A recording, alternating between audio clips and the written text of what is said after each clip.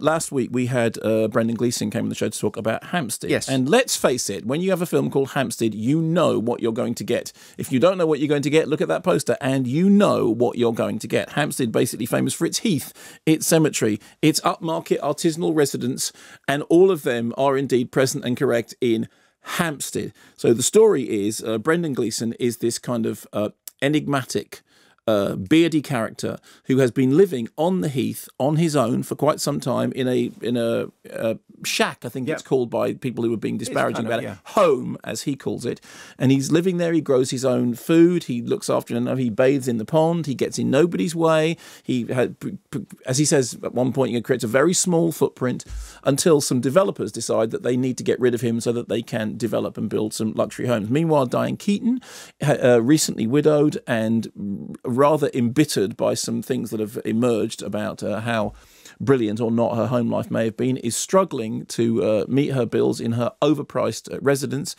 and stumbles upon Brendan Gleeson's character, and they start to form a friendship, which may become something more. Here's a clip. May I ask you something? Sure. Yeah, it's about what happened the other day, and those people, they really wanted to help you. And I do too. Don't need any help. Of course you do. We all need help. I didn't ask for any. Well, what do you mean? Look, I'm no one's charity case, okay? I'm a man who lives as he chooses to. And I'm not going to any effing court or any effing hearing either. No one is taking my home from me! Okay, all right, Mr. Angry. Okay, listen, there's no reason to wake the dead here. None. The dead make more sense to me. Oh, my God. Okay, that's enough. That's enough. I don't know. How can you expect anyone to put up with all this nonsense? All right, I'm sorry. I was wrong. Well, I don't know. No, I'm sorry, I really am. Won't happen again. I was out of order. What hearing? What? Well, somewhere in the middle of that tantrum, you mentioned the words court and hearing.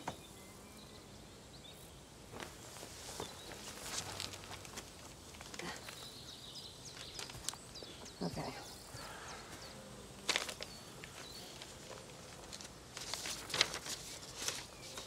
All right, so, of course, Bevan International seeks immediate vacancy. Failure to appear will be regarded as...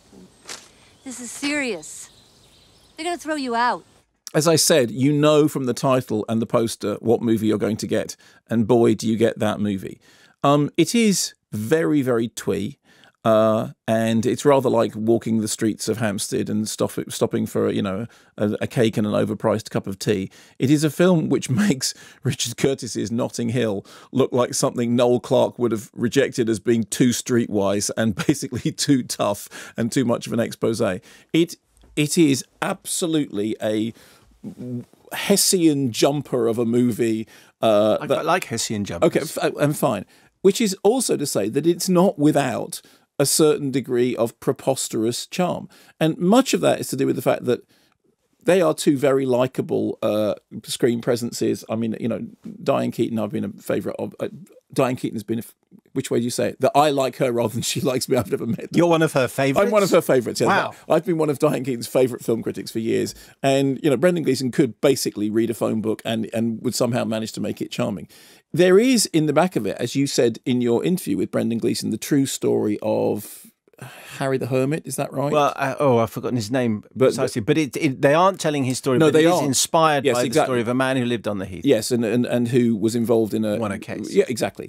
And so that is in the background. But by saying that this has any relation to reality is like saying, so somewhere a while ago, a story happened, the coordinates of which might be peripherally, gravitationally influencing it. There is no question that what we're watching here is not a real story. It is a rom-com with heaths and ponds and flowers and all things nice. Even by rom-com standards, though, its final 15 minutes is preposterous, to say the least. Yeah, exactly. Anyway.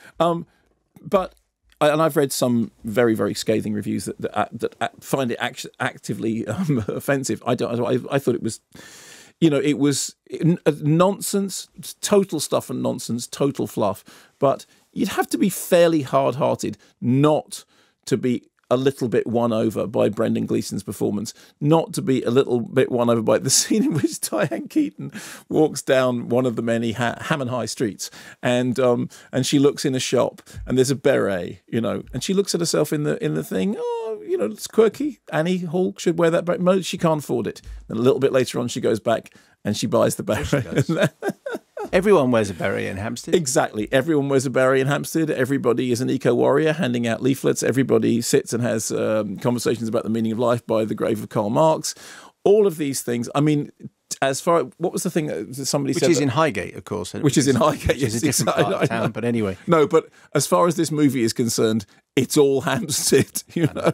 I know it's Highgate Cemetery, but yeah, fine.